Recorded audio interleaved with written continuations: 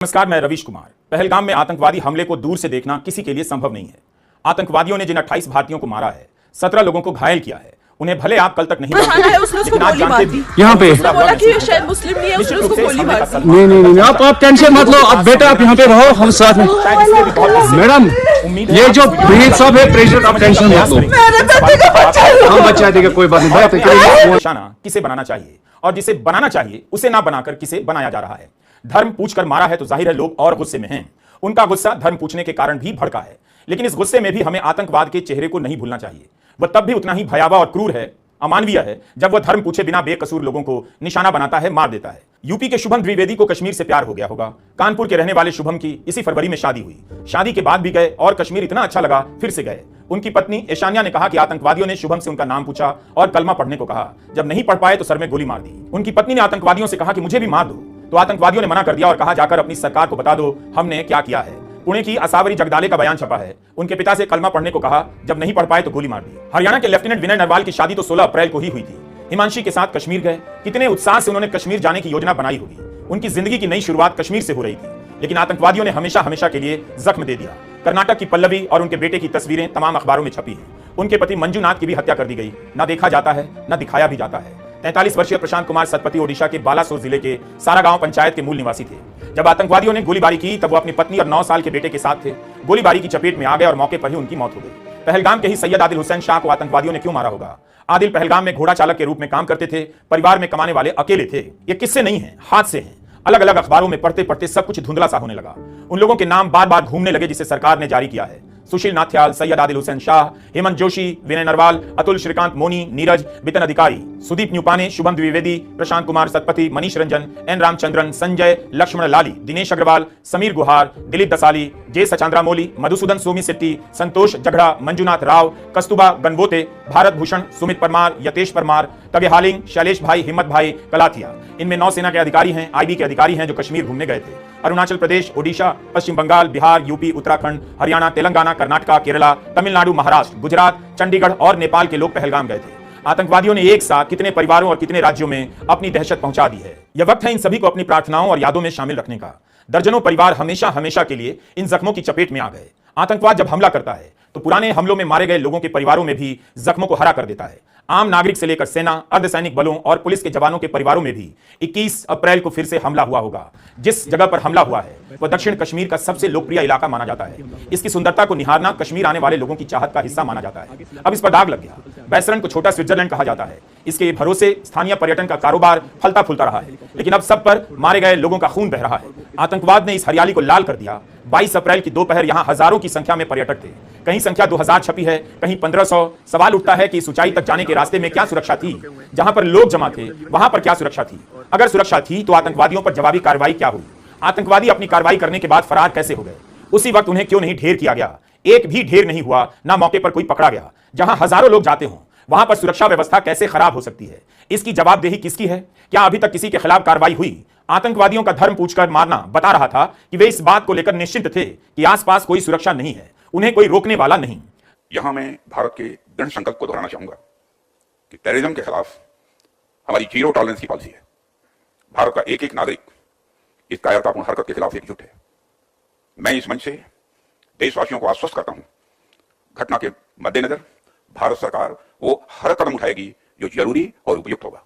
और हम सिर्फ उन लोगों तक नहीं पहुंचेंगे जिन्होंने इस घटना को अंजाम दिया है, हम उन तक भी पहुंचेंगे जिन्होंने पर्दे के पीछे बैठकर हिंदुस्तान की सरजमी पर ऐसी नापाक हरकतों की साजिशें रची हैं। ऐसी हरकतों का जिम्मेदार और इसके जिम्मेदार लोगों को आने वाले कुछ ही समय में जोरदार तरीके से नजर आएगा। मैं देशवासियों को आश्वस्त करना चाहता हूं। घटना की सूचना मिलते ही गृहमंत्री अमित शाह कश्मीर के लिए रवाना हो गए।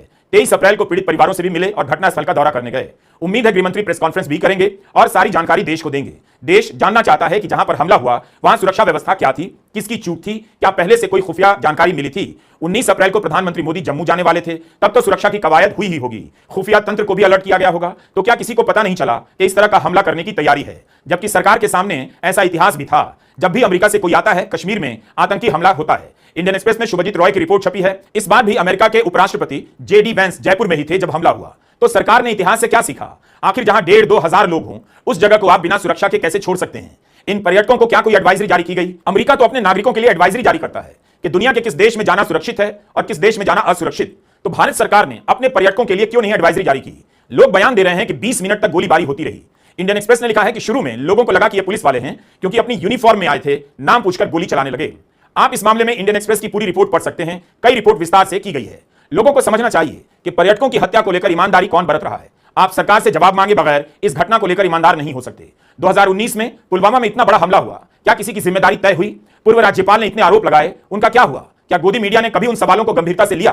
पुलवामा के समय भी सवाल उठे, लेकिन उन पर जवाब देने के बजाय जन समर्थन और जनादेश का सहारा लिया गया। चुनाव जीतना अलग बात है, इन बातों का जवाब चुनाव जीतने के बाद शुरू होता है, जो आज तक नहीं दिया गया। पुलवामा से पहले पठानकोट एयरबेस पर हमला होता है, क्या जवाबदेही तय हुई? 14 कश्मीरी पंडितों की हत्या हुई, क्या किसी की जवाबदेही तय हुई? मोदी सरकार में कई शीर्ष पदों पर खास तरह के लोग ही बैठे रहते हैं, कई साल से जमे हैं, उनकी कोई जवाबदेही क्यों नहीं तय होती? हम जैसे लोग ही टारगेट क्यों हो जाते हैं?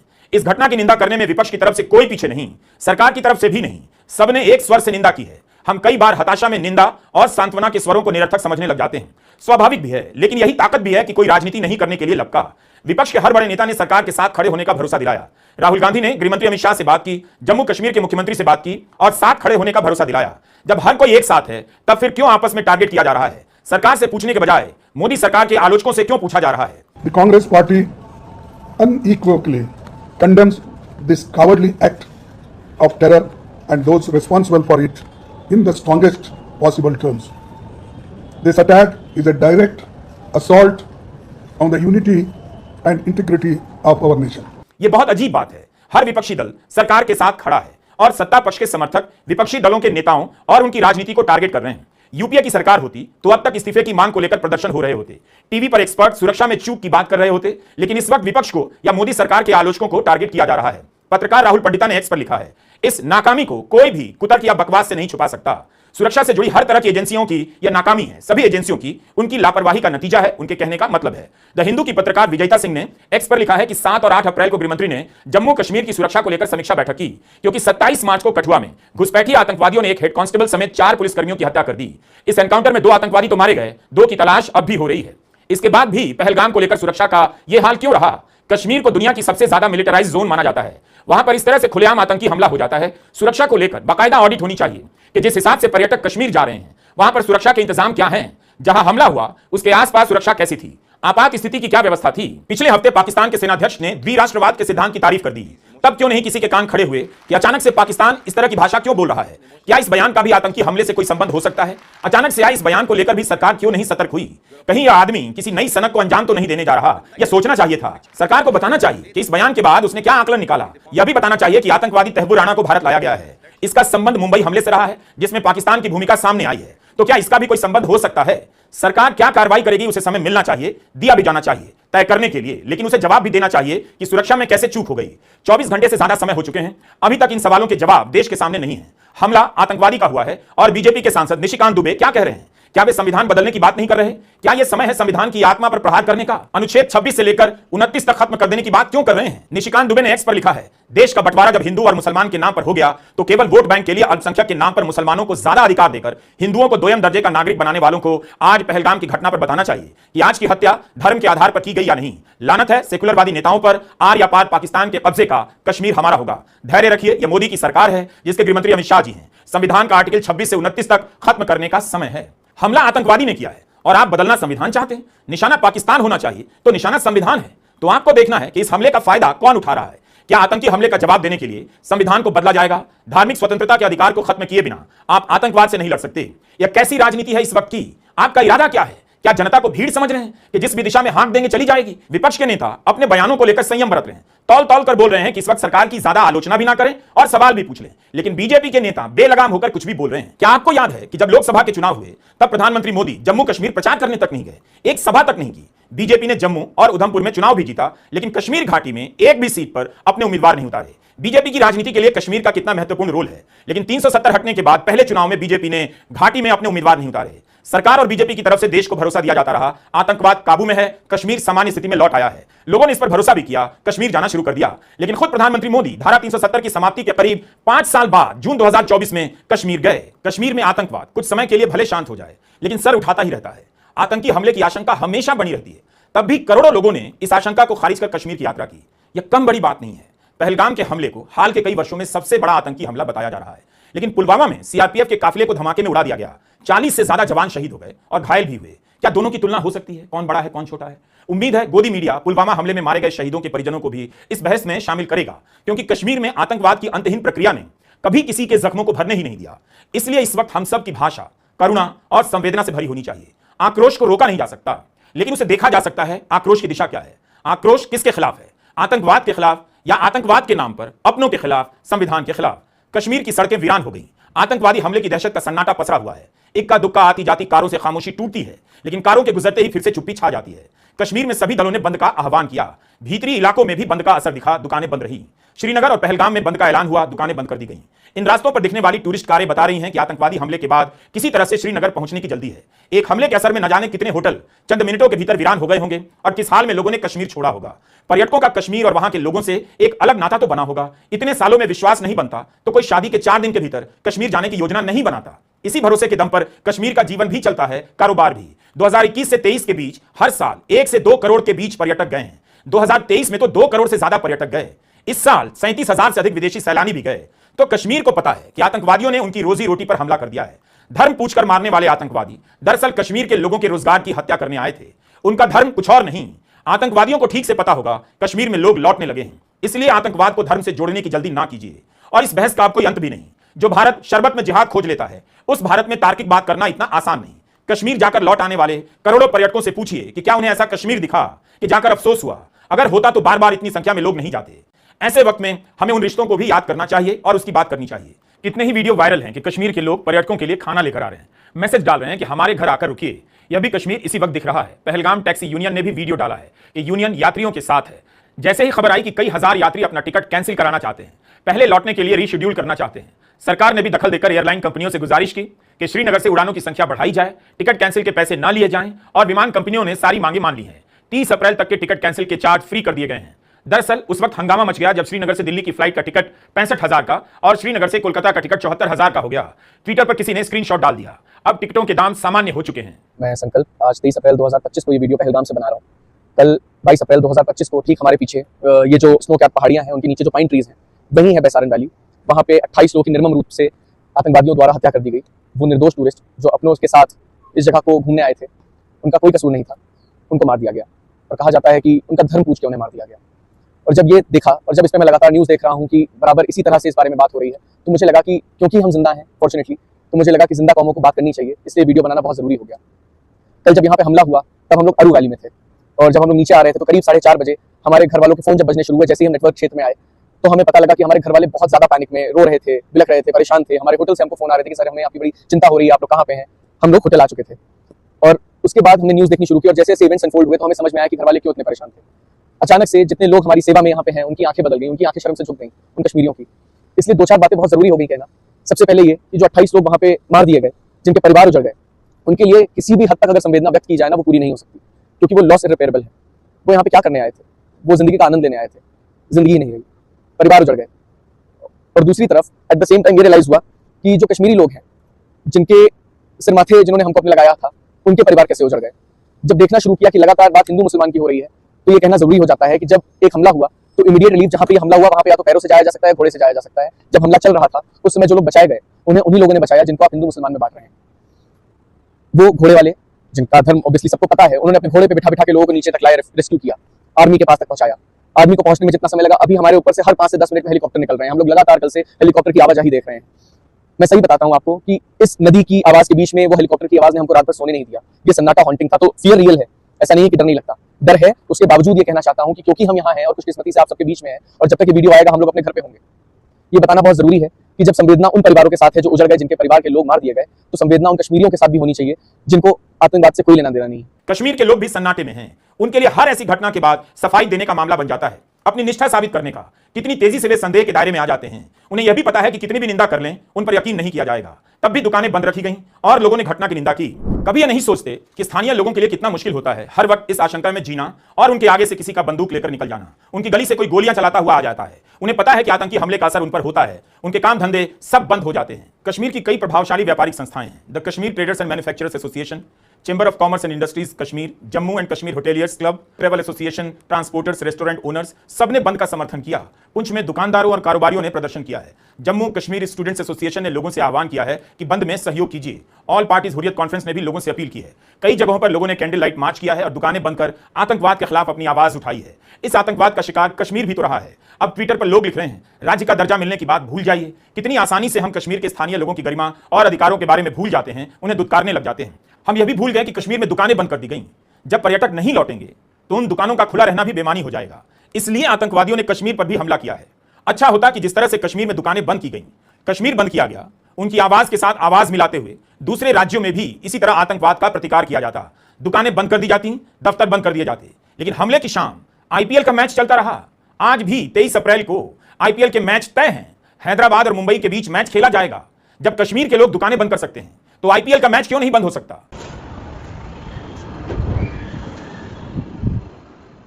पटना में क्या वायुसेना का एयर शो रद्द नहीं किया जा सकता था? एयर शो हुआ ही क्यों? क्या इसलिए कि बिहार में चुनाव है, मध्य प्रदेश में चुनाव था तो उस समय भोपाल में एयर शो किया गया? सोशल मीडिया पर तो लोग नफरत फैला रहे हैं, गुस्से के बहाने नफरत को सही ठहराने में लगे हैं और यहां पटना में एयर शो हो रहा है। बिहार सरकार के सूचना विभाग ने एक्स पर लिखा है, स्वतंत्रता संग्राम के महानायक बाबू वीर कुंवर सिंह विजयोत्सव के अवसर पर जेपी गंगा पथ पर एरोबैटिक सूर्य किरण विमान के प्रदर्शन का लुत्फ उठाते माननीय मुख्यमंत्री श्री नीतीश कुमार जी। कार्यक्रम की तस्वीरें बीजेपी के उप मुख्यमंत्री सम्राट चौधरी ने जारी की हैं। इन तस्वीरों में आप अन्य मंत्रियों को भी देख सकते हैं। पहलगाम में आतंकवादी हमला हुआ है और यहां एक सरकार के मंत्री लुत्फ उठा रहे हैं। क्या बिहार सरकार, बीजेपी को और वायुसेना को सदमा नहीं पहुंचा? पटना में एयर शो क्यों हुआ? इन सवालों को क्यों गायब किया जा रहा है? अगर यही तस्वीर राहुल गांधी की होती तो आज गोदी मीडिया में क्या सवाल चल रहा होता? आतंकवादियों ने धर्म पूछकर मारा तो है, लेकिन हमें नहीं भूलना चाहिए कि ये आतंकवादी हैं। कई लोग फिर से अपनी दलील लेकर आ गए कि आतंकवाद का धर्म होता है। इस वक्त उनका गुस्सा समझा जा सकता है, उनसे कोई बहस नहीं। आतंकवादियों को पता है कि धर्म हमारा कमजोर मसला बन चुका है। भारत के गोदी चैनलों पर हर शाम महीनों हफ्तों हिंदू मुस्लिम डिबेट का आयोजन होता है। आतंकवाद को यह भी पता चल गया है कि उनकी बंदूक की गोली से अब कोई आवाज नहीं होती, इसलिए उन्होंने धर्म का इस्तेमाल किया। इसलिए आप धर्म के नाम पर नफरत फैलाकर आतंकवादियों का प्रयास सफल मत होने दीजिए। बहुत लोग इसे इसी अवसर के रूप में देख रहे हैं, माहौल बना रहे हैं। ऐसी कोशिशों से इस वक्त दूर रहिए। मैं क्यों ऐसा कह रहा हूं? 370 हटाए जाने के वक्त वादे किए गए, इससे शांति बहाल होगी, कश्मीरी पंडितों को इंसाफ मिलेगा, लेकिन कश्मीरी पंडितों पर हमले बढ़ गए। इस प्रावधान के हटाए जाने के 2 साल बाद मोदी सरकार ने खुद संसद में जानकारी दी कि 14 कश्मीरी पंडितों की हत्या कर दी गई। 2021 में श्रीनगर में दवाओं की दुकान चलाने वाले माखन लाल बिंद्रू की हत्या की गई। सदमे और सहानुभूति में श्रीनगर के लोग उनके घर पर उमड़ पड़े और उनकी अंतिम यात्रा में बड़ी संख्या में शामिल हुए। सबने आतंकवाद की निंदा की। कश्मीरी पंडितों की जब हत्या होने लगी तब पंडित बेचैन हो गए, असुरक्षित महसूस करने लगे। उस वक्त घाटी छोड़कर जाना चाहते थे। तब उनकी यह भी शिकायत थी कि उनके साथ देश खड़ा नहीं हुआ, लेकिन आतंकवादी का मंसूबा फेल हो गया। उसके बाद बिहार, यूपी से आए मजदूरों को मारा जाने लगा। 2024 में अलग अलग घटनाओं में बिहार के राजा शाह और अशोक चौहान की हत्या कर दी गई। 2024 में एक टनल प्रोजेक्ट में जम्मू कश्मीर, पंजाब और बिहार के 6 मजदूरों की हत्या कर दी गई। इस हमले में बडगाम के डॉक्टर शाहनवाज की भी हत्या कर दी गई। सितंबर 2024 में जम्मू कश्मीर पुलिस के हेड कांस्टेबल बशीर अहमद की कठुआ एनकाउंटर में मौत हो गई। सितंबर 2023 में अनंतनाग में एक एनकाउंटर की घटना में जम्मू कश्मीर पुलिस के हुमायूं भट्ट की मौत हो गई। सेना के 2 अधिकारी भी इस हमले में मारे गए। जब आतंकवादियों ने कश्मीरी पंडितों को निशाना बनाना शुरू किया, तब भी उन्हें पता था कि इनका धर्म क्या है, भले धर्म नहीं पूछा था। 2019 से 2021 के बीच 14 कश्मीरी पंडितों की हत्या आतंकवादियों ने की, क्योंकि आतंकवाद और इसकी योजना बनाने वाले देश की सेना जानती है कि भारत में लोग कश्मीरी पंडितों को लेकर आक्रोशित हो सकते हैं, उनकी हत्या के बाद आपस में भिड़ने लग सकते हैं और कश्मीर को लेकर भी भिड़ने लग जाएंगे। आतंकवादी हमला यह बताता है कि पाकिस्तान से मिलने वाली मदद अभी तक बंद नहीं हुई है। आतंकवादी चाहता है कि हम हिंदू मुसलमान के नाम पर झगड़ते रहें और इसके नाम पर कश्मीर से भी झगड़ने लग जाएं, ताकि कश्मीर अलग थलग पड़ जाए और आतंकवाद अपने इरादे में कामयाब होने लग जाए। आतंकवादी हमारी कमजोर नसों को जान गया है, लेकिन अफसोस हम आतंकवादियों के इरादों को ठीक से नहीं पहचानते। उसके पीछे खड़े मुल्क पाकिस्तान की सेना के मंसूबों को भूल जाते हैं। मुझे पता है सोशल मीडिया में क्या लिखा जा रहा है और गोदी मीडिया में क्या चल रहा है। गोदी चैनलों के एंकर चीख रहे हैं, चिल्ला रहे हैं। उनकी भाषा और दलीलों से सावधान रहिए। पाकिस्तान की बात करते करते अपने देशवासियों को भी ललकारने लग जाते हैं, कभी धर्मनिरपेक्षता के नाम पर, कभी शांति और बातचीत की बात करने वालों के नाम पर। गोदी मीडिया का गुस्सा मणिपुर को लेकर तो नहीं उबला, क्योंकि इससे उसका एजेंडा नहीं फैल रहा था। कश्मीर में आतंकवाद को लेकर गोदी मीडिया ने कब ईमानदारी से रिपोर्टिंग की, लाल चौक से रिपोर्टिंग की और सब कुछ शानदार होने का दावा किया ताकि मोदी सरकार की छवि बनी रहे। क्या कभी इस गोदी मीडिया ने सुरक्षा में कमियों को लेकर सवाल उठाया, सरकार को चेतावनी दी, सतर्क किया? सरकार से करोड़ों रुपए का विज्ञापन किस बात के लिए गोदी मीडिया ले रहा है? क्या केवल तारीफ के लिए, माहौल बनाने के लिए?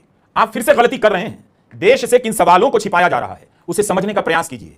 इस हमले से किसी भी पक्ष को फायदा उठाने मत दीजिए और ना किसी को जवाबदेही से बचने दीजिए। जान लोगों की जाती है, लोगों की गई है। 2 दिन पहले तक गोदी मीडिया की रिपोर्टिंग में कश्मीर मोदी शाह की नीतियों की सफलता का सिंबल था और इतने बड़े हमले के बाद उनसे 2 सवाल तक नहीं। क्या देश को यह सब समझ नहीं आता? रिपब्लिक चैनल के अर्नब गोस्वामी 370 पर चले गए, कहने लगे कोर्ट का सम्मान करता हूं, मगर कोर्ट को 370 की वैधता पर बहस कर समय बर्बाद नहीं करना चाहिए था। अर्नब कहते हैं जज वहां की सुरक्षा व्यवस्था की जिम्मेदारी नहीं लेंगे।